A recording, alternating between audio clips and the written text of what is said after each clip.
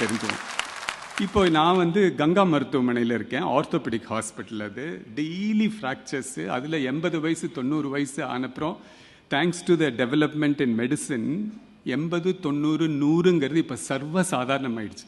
70 வயசில் ஒருத்தர் அடிபட்டு வந்தேன்னா 70 வயசு தான் ஆச்சு, சின்ன வயசு தான் அப்படின்னு சொல்கிற அளவுக்கு இப்போ நம்ம முன்னேறிட்டோம். இது பட் இதில் ரொம்ப முக்கியமாக சொல்ல வேண்டியது என்னென்னா,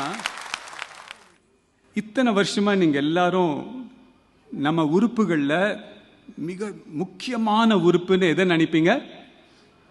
ஹார்ட். சில பேர் நினைப்பாங்க பிரெயின், லங்ஸ், அப்படி தான் நினச்சிட்ருக்கோம். உலகத்தில் புதுசாக ஒரு ஐடியா இப்போ வந்திருக்கு. ஹார்ட்டு, லங்கு, பிரெயின், இது எல்லாத்தோட ஒரு மனிதனுக்கு முக்கியமானது அவனுடைய தசைகளும் எலும்பும் தான்.